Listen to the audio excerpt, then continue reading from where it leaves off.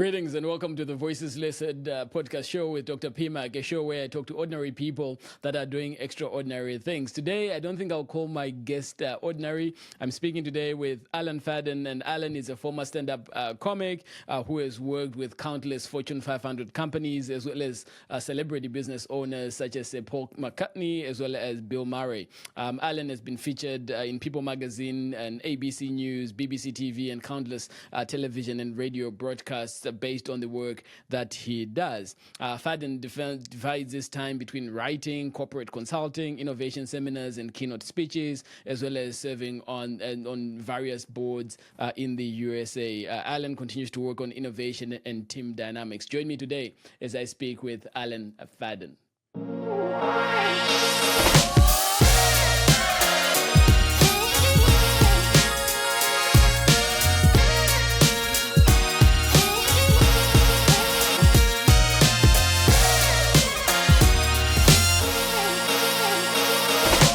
Alan, so good to see you, and as always, it's always a pleasure to have a conversation with you. Thank you so much for joining us today.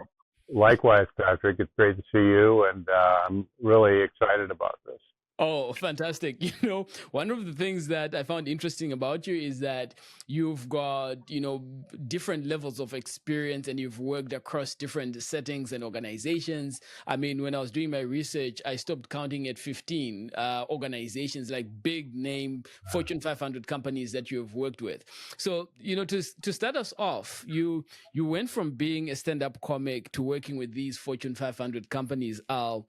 How did comedy prepare you, I guess, for understanding team dynamics and corporate innovation? Well, it was a really odd circumstance, but I was also in the advertising business as a creative director at several ad agencies, and I started my own ad agency at 25. But we can do simultaneous things; otherwise, I'd be 256 years old, and I got another 3 years to go. Yep. On that.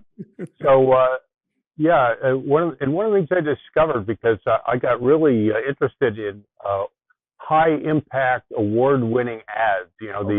These commercials that make you laugh, the ones you see on the Super Bowl and so forth. And I had hired a bunch of beginners, and I realized that nobody's ever trained in advertising concept. I'll get off this in a minute, but you'll see how all this connects to that.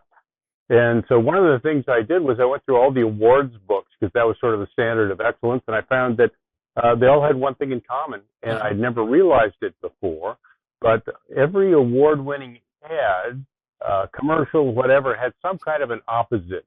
In other words, they set you up to expect one thing, and then they slap you hard because they flip you over 180 degrees, and And then I also realized at the time it was a punchline of a joke, and all of comedy is based on opposites. Where give you an example, Mel Brooks' favorite joke. He was on C-SPAN, and he was the dean of comedians, and they all said, "Well, you got to wait till Mel gets here." And so Mel walked in. Hey, Mel, tell your favorite joke. He said, "Hey, I don't do jokes. I do movies and I do Broadway plays." Oh, wait a minute, I got one joke.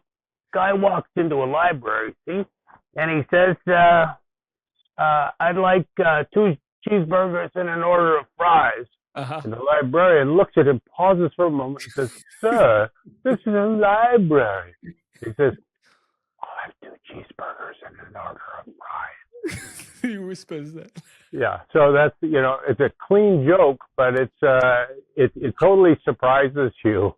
Yeah. And so that's a principle that goes everywhere. Okay. And it even goes to the to ancient times, but just a lot of people don't know it. And I'll quote a couple of physicists: the opposite of a truth is not necessarily a falsehood. Niels Bohr said this. Danish Nobel Prize winner in 1923, worked on the atomic team. Says it's not the opposite of a truth is not always a falsehood. In fact, oftentimes it's an even greater truth. That's true. Yeah. And I love it. And so you've spoken about the library. I was going to bring that in a little bit later into our conversation. But Al, one of the craziest things that I think you've done, maybe you've done crazier things, but you at some point you bought a bookstore and you started selling books. But the thing that was different was you're not selling any other book, you're just selling your own book. You My bought book, a yes. bookstore and you decided to sell your own book and nothing else. What's the story Yes. behind that? Well, That's it was, insane. my personal motto is go forth, be silly, and multiply. I love it. So, Go forward, be silly and multiply. be I love silly.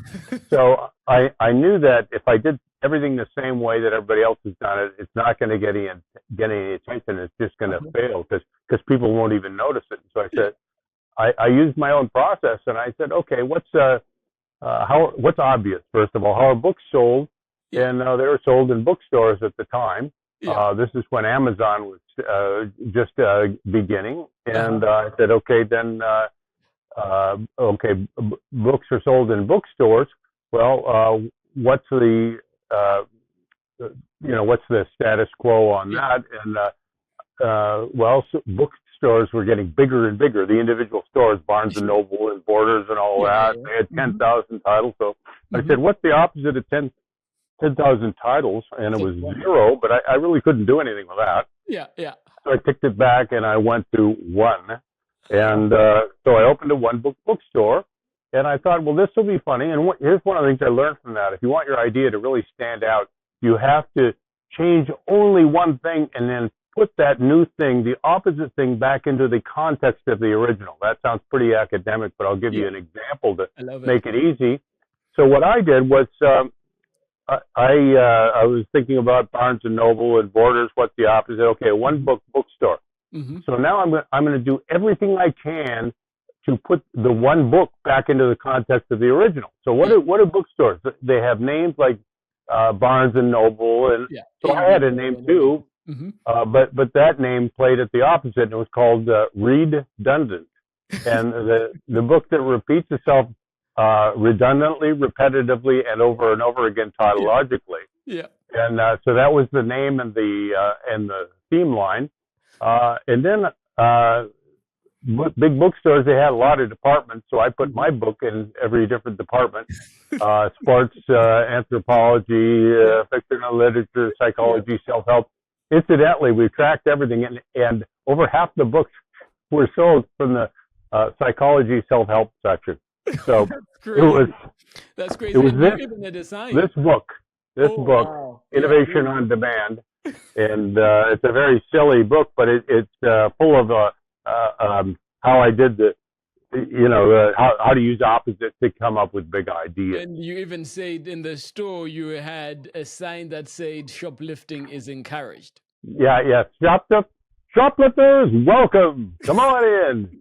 And as long as you shoplift the only book that's in the store, then you're welcome. Take it. But nobody ever stole any books. And this is the thing on how to get somebody who doesn't like change to be okay with things. And so I made a deal with the lady who's running the bookstore for me.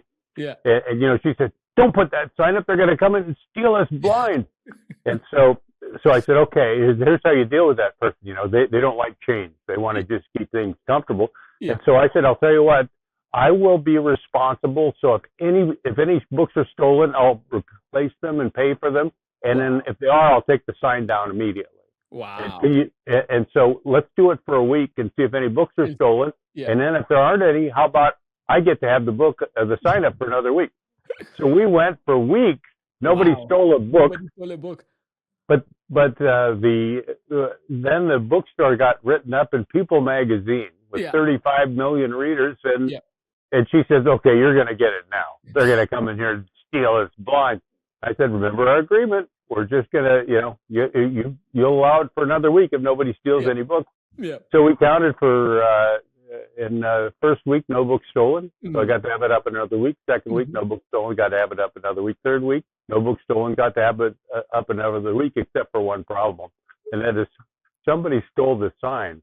Welcome, shoplifters. And what a great sense of humor to steal the sign. That's crazy. Yeah. So And not the book. That's very interesting. And so, this is just innovation at work. One of the, you've come up with a lot of you've coined a lot of terms, and one of the terms you've coined that I love is called fool's gold innovation, right? And you've coined that term to describe companies that either kill ideas or run with bad ones. What's happening, Al? So when you step back and reflect with the Fortune 500 companies that you've worked with, what's happening in that decision making moment, right? And how can leaders recognize when they're about to make a mistake? well, that's a great one. There's a thing in I was a speech major, or should I say, a speech major, Yep. and that was the only way I could graduate. I was a math major, and that was hilarious. And so the one thing I learned was that the whole thing of logical fallacies, and there's one called false dilemma. Yep. And the world of people trying to innovate. Peter Drucker said that that's the one way to be a prosperous company in this environment where everything's cluttered with over communication is to be different.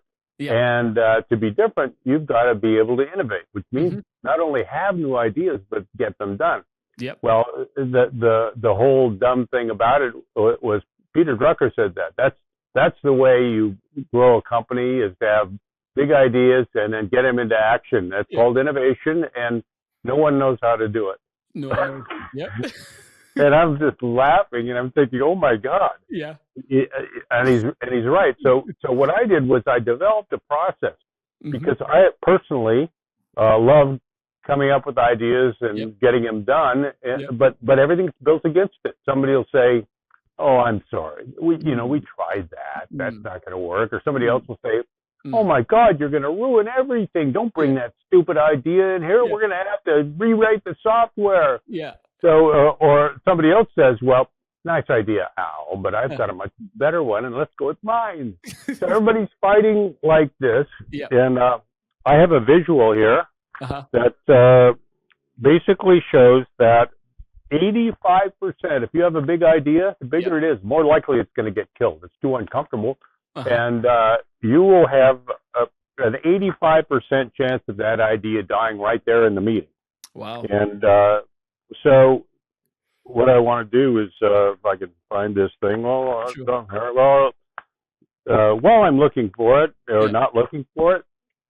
So what happens is that there are, I identified a model to find out who does what. Yeah. And so there are 4 of them. The early adopters are creators and advancers. Okay. The late adopters are refiners and executors. And let me just give you a little short piece on each one of them. Please. Creators, ideas are us. Okay. I am my idea. You don't like my idea. You don't like me.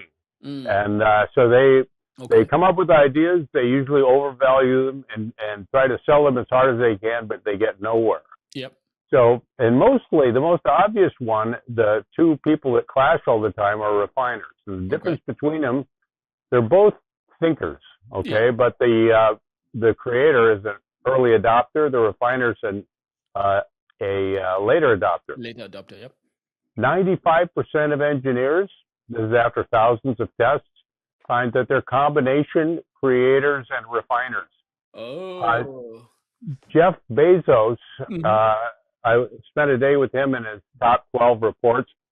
Jeff was not like Steve Jobs at Apple. He was an advancer. He just wanted to get insanely great things done. Jeff Bezos was a lot more thoughtful than that. And he was a creator refiner, so he could come up with an idea and then at the same time could immediately see what was going to go wrong. Wow. So comes up with an idea and is able to criticize that very same idea until they get to what really is going wrong and how can they fix it. Well, yeah, and the problem with most refiners is that, especially creator refiners, by the way, 9 of his top 12 reports were creator refiners. Oh, really? One advancer in the group. So what I found out is that if you can think of an idea and make sure you know what's going to go wrong, well, then you're like most engineers. So design a beautiful bridge and then also make sure it doesn't fall down. It doesn't fall down, yeah. Right? And so, but people get nowhere. It's a zero-sum game. You think of an idea and you know what's going to go wrong, so you kill the idea. Okay. That's the kind of destructive cycle people were getting into. Yeah. And so what I developed was I found this person in between called an advancer, Okay. early adopter, Yeah. but they're much more linear. Okay. They don't come up with the ideas, but they can see in their mind how to get it done. Okay. Step 1, step 2, step 3, step 4, Yeah. as opposed to me, who, I'll go 1, 2, 28, purple alligator. I squirrel, that kind of Yeah. thing, right? So if you insert an advancer in between those people, now good and great ideas can survive. And that's why Apple, it's the iPhone, regardless of everything it has wrong with it, people texting all the time. Yeah. By the way, I'm in Starbucks and I have a little piece of paper going like this, and somebody says, "What are you doing?" And I go, "I'm analog." I'm I analog. go back to my, I go back to my texting. That's But when they introduced the iPhone, they revolutionized communications. A lot of people say it was a kind of a parallel for the 21st century as the telephone and Alexander Graham Bell was for the latter 19th century and the early 20th century. So that's how you get big ideas done. Jobs did it, and he was pretty autocratic about it. He'd throw somebody out for obeying the rules. Yeah. So talk to me about the care profile, right? So you're talking about creators, advancers, refiners, and executors. So can you explain why, Al, in so many teams, in so many organizations, whether both charities and profit-making organizations, can you explain why most innovation efforts fail because teams don't understand the 4 roles, and which of the 4 roles is often misplaced or undervalued? A great one, and it really depends on. A lot of it depends on who's running the organization. Okay. But another way to look at early adopters, creators, and advancers. This is very important. This structure underneath, which explains a lot. Creators and advancers. The organization is important. Which what? I'm sorry. You said who's heading the organization is important. Oh, absolutely. I mean, that's part of it because where the leader leads, the people usually tend to follow, even though they'll push back a lot. Okay. Yeah. And so what happens is oftentimes you get a new leader in the corporation. Means the founder's taking it as far as they can. And I mean, that's the same thing with the 501c3. And so you need new leadership, which is at the next phase, which is George Land talks about as formative, normative, and then if you don't be careful, it's dormative. It goes back to sleep. It goes back, to dormant. But he came up with a model that said formative, normative, regenerative, and that's reinvent yourself. Keep reinventing yourself. Okay. Well, you can't, as the Drucker said, that's great, but to do that, you have to innovate, and nobody can do it. Yeah. So what you find out is that there are the creators and advancers are early adopters. What does that mean? They are absolutely pro-change. Okay. They want to change everything, way to a fault. They want to reinvent the whole organization. They want to throw out all the babies with the bathwater. We've all been assaulted sometimes through the air with wet babies at the office, and it's really discombobulating. Sure. Although no one's ever been combobulated, so I don't even understand that word. Yeah. So it's like the people who love change are at war with the people who don't want change. Okay. And it takes a lot of trust to get these people to agree. But one of the things I found out is they were still having problems agreeing that 92% of new products still fail. And you need innovation to get a product with a meaningful difference and have it solve a relevant problem. Okay. So with that, which role is often perhaps misunderstood or misplaced or undervalued? Yes, well, they all are at different times in the process, and that's one of the keys. One of the secrets of doing this is that creators and advancers are natural starters. To begin a process like of a new product, any big idea that will change the dynamics of the organization, it starts with an idea. Yeah. And so you have the creators and advancers who are the idea pushers, and then you have the refiners and executors who are the idea killers. Yeah. And the reason is the refiner is a late adopter, Okay. highly conceptual. Mm-hmm. If you ever want to kill an idea fast, go to a refiner. They will say, "Oh no, that's not going to work. What are you, smoking something? Come on." Yeah, and so go to a meeting, you just get beaten up by like 5 or 10 refiners, and you don't have a chance. Yes. But it goes the other way too. If you had one refiner in a meeting with 5 or 10 creators, a refiner would get beaten up. Oh, you stodgy old so and so, right? Mm-hmm. So you've got to keep these people apart. Okay. Don't ever have. The only way you want creators and refiners together in a meeting is to have brainstorming rules in effect, which means you have to. The only thing you say is the parts of the idea you like. You can't say anything about what's going to go wrong. Otherwise, it's going to be toned down. So one of the things that you've mentioned also is out of this care model, right, where you have the creators, the advancers, the refiners, and the executors, is that 15%, and it's a 15% problem, right? So you mentioned that 15% of the population are advancers. These are people who can actually get big ideas done, and they're often buried in the wrong work. So how can organizations, how can I as an entrepreneur, and how can a listener who's here and is like, okay, I'm trying to get my team together, I'm trying to be able to move the organization forward, how can they identify these hidden advances and position them in such a way that they're able to breakthrough results? How do I identify that person in my team? The beautiful part about this is it makes no sense at all. It's not the way we have. People think they're calling an informational meeting. Okay. And there is no such thing as an informational meeting because everybody starts putting their opinions out, and they also want to look smart. Yeah. Right. So the key to having a good meeting is not to look smart, but to try to even look stupid when you're in the idea phase, because it's the stupid ideas that really matter. Yeah. So what happens is that what you want to do is, I don't know if you can see this, but how do you achieve peak work? Peak work, and what you've got to do is separate the adversaries. I see that, and connect the people who are the next step for you, and will promote what you're doing. And so, for example, if I'm a creator, I don't want to talk to refiners. I don't want to talk to executors. Refiners know what's going to go wrong. Executors say, don't bring that in there. You're going to disrupt everything. We'll have to write new code for the software. We're going to use the loading dock for that. And so Levi Strauss actually found out that the executors, when they complain like that, it was actually a great strategy for them, because if I would say, I would ask you a question. I would say, hey, Patrick, I don't understand your idea. Could you explain it to me? Because I'm really not getting it. Yeah. So the executors would do that. And then why? They found out, I don't know how they found out, but it's the time it took to explain the idea was time that they weren't executing the idea. Yeah. So it bought them time. So crazy stuff. So what you want to do is connect the creators to the advancer. Creator goes to the advancer and says, hey, I got 10 ideas.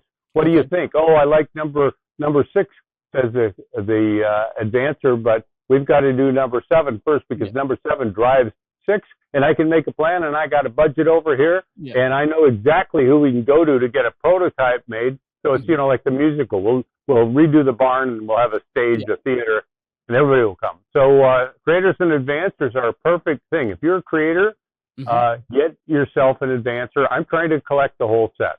Wow. I've got hundreds of advancers in my life, and I know exactly who to go to for the kind of idea, because it doesn't matter. This is deeper than knowledge. Okay. This is your own proclivities, what you love to do, and what you're good at. So you can go to an advancer, and so then I try to pick an advancer for the moment who's a subject matter expert or whatever also. Okay. So, but it's only 15% of the population, and you got to work hard to find them, and that's why we do an assessment. Yeah. So in organizations, an advancer would be your what? Your chief operating officer, or is that the person that? Great point. A lot of people.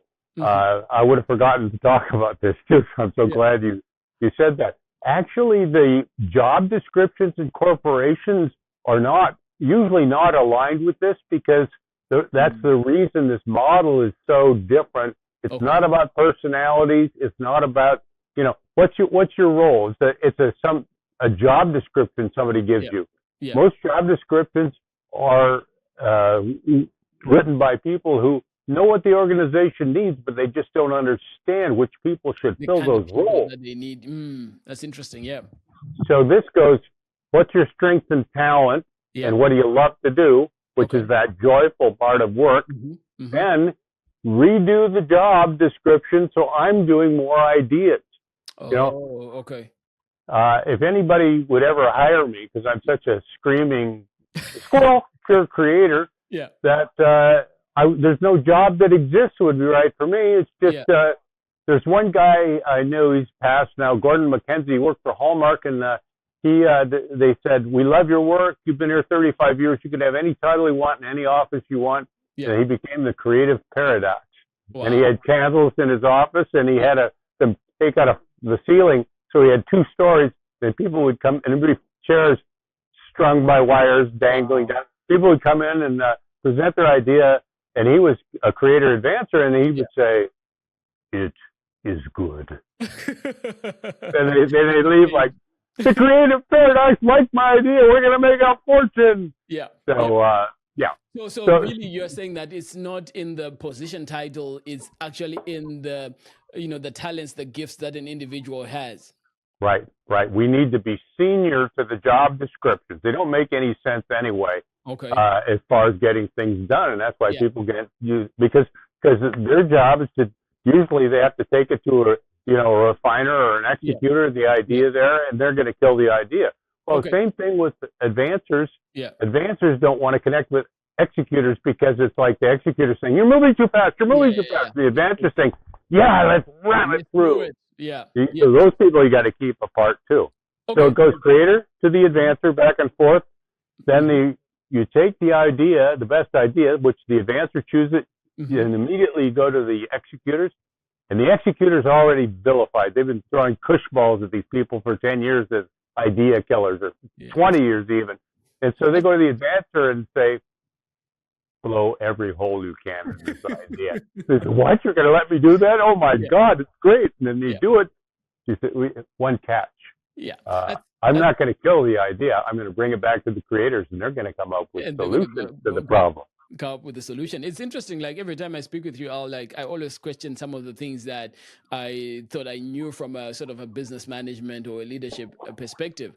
And so something that's staring in my head right now, and maybe help me make sense or no sense at all of this, is that does education matter then? Does qualifications, does I spent X number of years studying, et cetera, matter when it comes to this, care profile? Do I need to look at someone's qualifications before saying, oh, okay, this is an advancer, this is a creator, or this is an executor, or this is a refiner? Does that matter now? Or it's actually just looking at the skills, the talents, and what someone brings naturally to the job?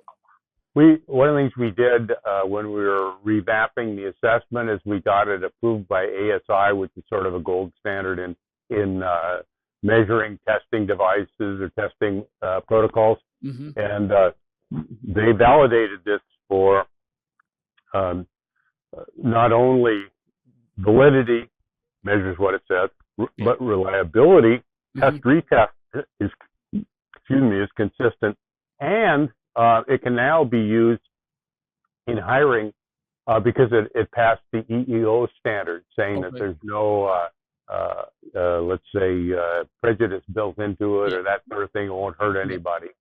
So, and that's very important, because really what we're suggesting here is if you want to have an organization that either gets a competitive advantage, but even more importantly keeps it because they're ahead of the competition. Then you need to do both.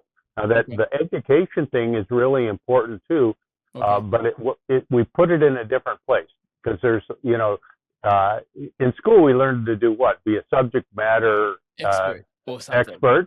But also hopefully, and this is what one of the things Buckminster Fuller said, is that he was the greatest living philosopher of the 20th century. He said, we need to be generalists because otherwise the world will change and we'll be stuck there like some bird of prey or something like that. We won't be able to survive. So it's combining being a generalist. So generalize in knowledge, specialize in your own talents and strengths. And if you do that combination, so in other words, I want let's say a biochemist, but and this is the future in recruiting. I want a biochemist who's a creator advancer combination. Perfect formula, subject matter expert in biochemistry, hard to find, and but also a creator advancer because I want to do a bunch of new products, and that's how I'm going to get this value formula of the company way up by generating revenue. So it all ties together, and in a nonprofit, what it means is who do we want to be? Well, we want to deliver the best service possible to our customers, which means the kids, but also the parents. Our business depends on the parents having faith in what we're doing. So if we could become, Michael Tracy in a book called Discipline and Market Leader said there are only 3 possible market positions. One is the price leader. So that would be like Walmart. They bought 10% cheaper than anybody. There's a service leader. That would have been, say, Nordstrom. I returned some shoes to them and got my money back after I had worn them for 4 years. They'd take back tires, even though they didn't sell tires, that kind of stuff. Or the innovator, like Target, which helped their rise to a big business, was they had everything designed by Graves Design and some of these people. They had the first discount store with cool products, proprietary products of their own. Choose one, stick to it. But if you choose that, say in like a charitable institution, well, you're going to be able to do things like, how do we raise money? Right? That's a problem. Well, first of all, you get the advancers raising the money. I got a friend, one of my go-tos, he's an advancer with a little executor in him, and he's a bulldog. He won't stop making the calls. He raised $150 million to build a new concert hall in a major city just by who he is. Just by who he is. That's amazing. And I'm just looking at our time. Our conversations always go by fast. But 3 questions that I have for you before we bring this home. You've worked with a lot of celebrity clients, and I'm sure you've learned a lot of lessons through that process. Now, without breaking any sort of confidentiality or whatever with the clients that you've worked with, and I know you've worked with Sir Paul McCartney, you've worked with Bill Murray. What surprised you about how creative celebrities approach business problems compared to perhaps what you would see in the Fortune 500 companies? That's a great one. Just off the top of my head, Bill Murray, who I've been involved with in a lot of baseball teams, and we're doing one together right now, and I presented 50 ideas for merchandise, and this is a town where there is it's a prison town. There's a federal prison and a state prison there. So the team is called the Joliet Slammers. Okay. And so I presented a whole bunch of ideas, and I mean like 500 ideas for uniform designs, gags that go on in the stadium. The scoreboard will, so we're combining baseball and prisons. By the way, we don't create things, we just combine them. And if you combine them in new ways, then they're either a great idea or a joke. So the scoreboard's going to say home team and then conjugal visitors. So you get the idea. I get the idea. We're looking for some bars to put in the concourse, and we're going to put a bunch of tin cups out. And so when they want a hot dog, they have to the cup on the bars to get the attention of the guard who's going to give them a hot dog. Oh my God. So Billy looks at these ideas, but he's a brilliant creator. This guy has invented so many things, so much humor, but he's got a bit of refiner in him. Okay. Probably backed up by advancer and refiner. And so he looked at all these ideas, and he was like the most thoughtful guy Yeah. I've ever seen in looking at the ideas. And he says, that one over there has got kind of a problem, but I think if you just took that and put it over here and put this little twist on it. So he's got a lot of creative refiner Wow. Yeah, in yeah, yeah. him. Creative. That's very unusual, Yeah. right? To have a Yeah. creator Well, and refiner. to have somebody who's like one of the icons of comedy. Yeah. Yes. Yeah. So he's been there. He's invented a lot of things, Caddyshack and Ghostbusters and those And things Ghostbusters, with other writers and things like that. Yeah. But he's different. You'd expect him to be, just on all the time, and he does crazy, strange things. But I believe that he thinks it out before he does any of it. He'll go into a party in New York, and he'll go up and hey, is that Bill Murray out there? Yeah, he'll be sitting there. Hi everybody, this party's going on. He'll come in and wash the dishes. Oh, that's amazing. That's amazing. That's amazing. And so my last question to you, and I know our time is coming up, is, and you've met dozens and hundreds and countless and thousands of people around the world. If you were to have dinner with 3 people, living or dead, who would they be and why? Oh, I'm lucky because I've had dinner with a lot of them. Yeah. But the one I really missed was Yogi Berra, who was the all-star catcher baseball for the New York Yankees. Yeah. 3-time most valuable player. And if you go to a bookstore, you can find tons of books about him because he does all these crazy quotes. Wow. He was giving directions to his house, and he says, "Okay, Patrick, when you come to a fork in the road, take it." Take right? Yeah, take it. Where? Yeah. Take it left or right? Where do I go? He was a total creator, and brilliant. And the can I just tell one more story about Yogi's short story? Sure, and then we go to the second one. Yep. Yeah, okay, so they were. He was in 8th grade, and he was in St. Louis, and he and Joe Garagiola, another Italian guy. There was an Italian neighborhood called the Hill in St. Louis, and they both lived there. And in 8th grade, his teacher called him up, and he says, "Lawrence," that was his real name. "Lawrence, from the results of your examination, you don't seem to know much of anything." He says, "Know anything? I don't even suspect anything." So that's Yogi, and I had a chance. I was at a seminar speaking, a Bill Veck promotional seminar, and there's a guy in the front row who's the owner of the New Jersey Jackals, and that's where Yogi had his office. He says, "Come to town, I'll arrange a lunch." And I got there too late. He had already passed. Oh, so, no. And who's the second one? Who's the second and the third person? The second what? I'm sorry? The second. Yeah. That I haven't? Oh, yeah. I would have loved to have spent more time with Paul McCartney. We were doing Linda when she was alive. It was entrees, vegan entrees that tasted like meat. And so he it was her business. He wanted to stay out of the way. And I always dreamed of being the 5th member of the Beatles when I was a kid playing in a band. And he says, "Oh, nice to meet you, Alan," because I didn't meet. I was there for 2 weeks every day working with Linda. He wouldn't show up. It's her deal, right? So a couple of months later, they're having an opening thing. He was there. She was there. And he says, "Oh, yes, Alan, you're the writer. We should do a couple of songs about this product together. Don't you think?" And I went, oh my God, it was kind of like my head exploded at that moment. That's crazy. But we didn't do it. But that's too bad. But so I regret those. What's one more? Yeah, one more. Well, I think Mike Veck, his dad. Mike is my friend who's Bill Murray's partner in all these baseball teams. His dad, Bill Veck, was a Hall of Fame baseball owner. He was the guy who got Eddie Goodell, the midget, to bat.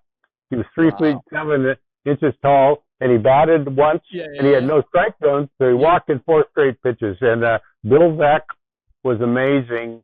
And there's a documentary about Mike and Bill, his dad, called The Saint of Second Chances. It's on Netflix, and I encourage you all to see it because it's both hilarious and and it tugs at your heart in a lot of ways too. That's amazing. Thanks so much for sharing these three names. And are you a Dodgers fan at all? Congratulations on the World Series, if you are. Well, I didn't. You broke up during the first part of that. What was the first part? Are you a Dodgers fan? Oh yeah, I am, and just because they have these guys that are, I followed Japanese baseball when I was a lot younger, and I just love it that these guys are killing it. What's his name, Matsumoto or whatever? I can't even remember the name. But Yamamoto and Otani, and Otani. That's what I was trying to think of. I mean, my God, these guys are like freaks. They're so good. And but also, I thought it was a great series too, just because who expected Toronto to do so well, and especially the one Canadian team in the league, right? Baseball, the American pastime. Well, what are these Canadians doing? Almost winning the World Series. They took it to 7 games. They took it to 7 games. That's amazing. Alan Fahden, thank you so much for spending time with me here on the podcast. Oh, thank you. Always look forward to our conversations, everything that I learned from you. And I hope my listeners too have learned a lot from you. Thank you. Oh, thank you so much. A lot of fun. Appreciate it. Awesome. Thank you. Thank you for listening to the Voices Listed podcast with Dr. P. Mac. I hope you enjoyed insights that came out of this conversation. Keep your notifications on. Our next episode will be dropping soon. Thank you and enjoy.